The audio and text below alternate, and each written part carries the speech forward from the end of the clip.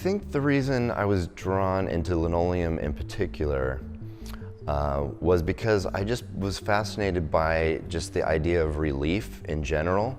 From an early love of letterpress, or even just the idea of thinking of like early art with that a handprint, where if it was in mud or blood or whatever it was and printed, and this idea that what was raised, printed on whatever that surface was just fascinating to me.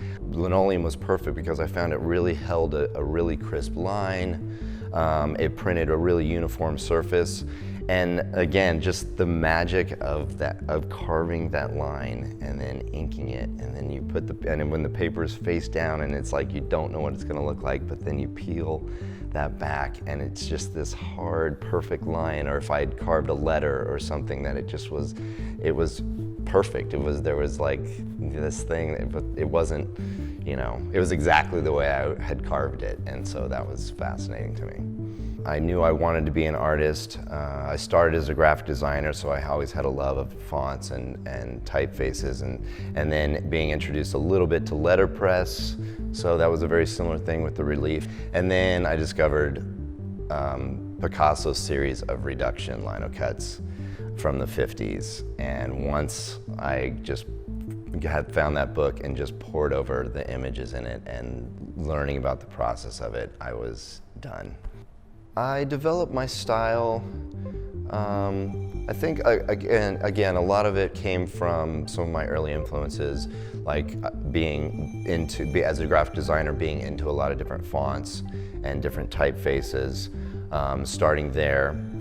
But I knew I wanted to be more of a fine artist. Having grown up in LA, I was very much influenced by the urban landscape, and seeing Stuart Davis's sort of abstractions off the urban landscape of New York in the 20s, still including a lot of signage and type within his work, really inspired me to go into that direction. So some of my early prints are basically are kind of abstracting off the Los Angeles urban landscape, but then it slowly progressed into, as I started driving and into different areas and seeing all the neon signs and the different advertisements and billboards and things that are screaming at us all the time.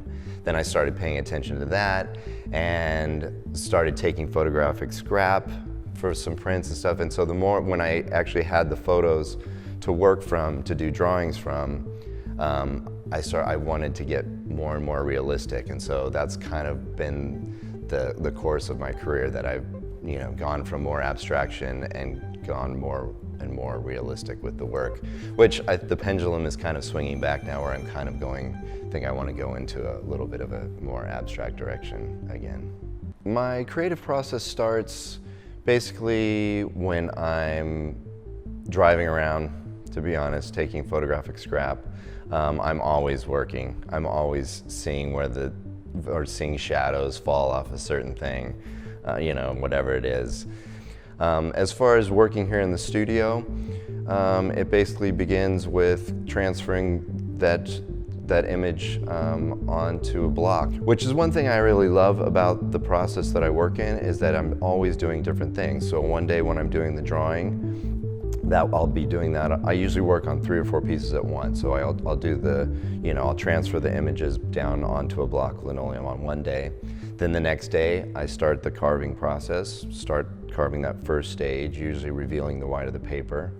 Then on the next day, I will print that color on all 3 or 4 pieces, let those dry. Then the next day I can go back to the carving the next stage. So it keeps it fresh. There's always something that's different. So even just doing that drawing or the carving or the printing is a different mindset. So I'm not just, stuck in front of an easel just painting the same thing over and over. I do all my work myself, no assistance. I really don't even know what part of the process I could turn that over to. Maybe the inking, but certainly not the carving. I mean, I think that's again what people marvel over, is the precision of the cutting of the block. For me, for my art, the process is just as important as the final piece and the subject matter of it too. I do very small editions. To be honest, it's not really about the multiples for me. I know that's in printmaking, that's kind of the point. But for me, I kind of feel like an artist that just happens to work in a printmaking medium. So I do, really for the last 20 years, I generally kind of start with maybe around 10.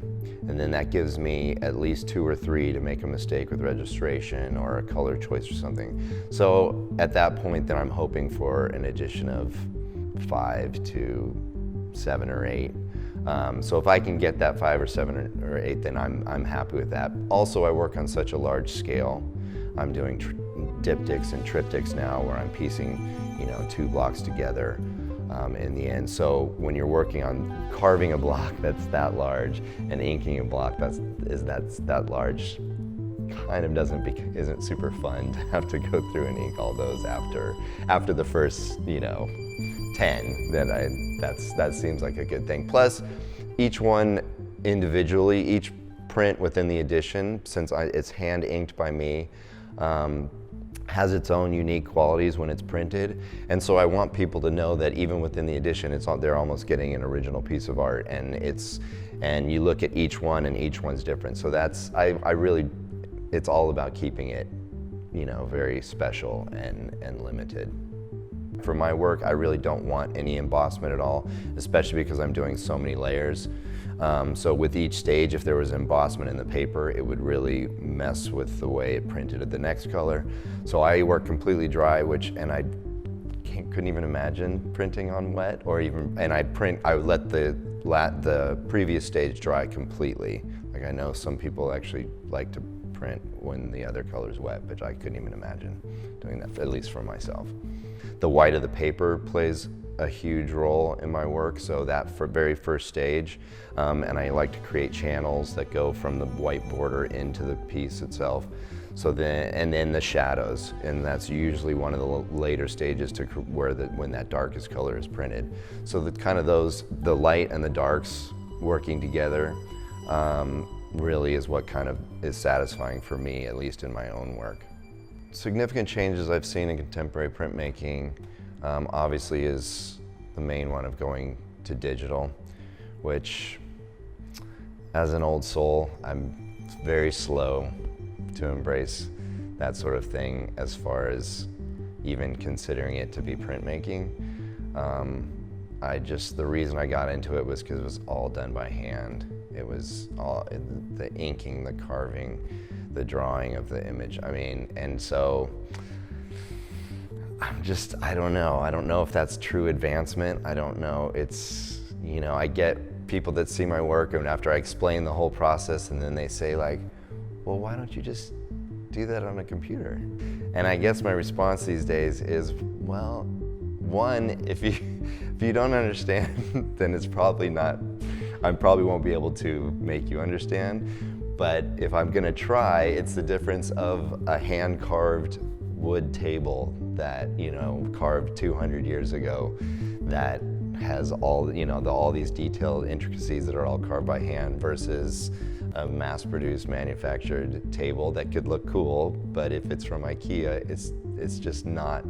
It's not the same. It doesn't hold the same weight as far as an artistic thing. So it's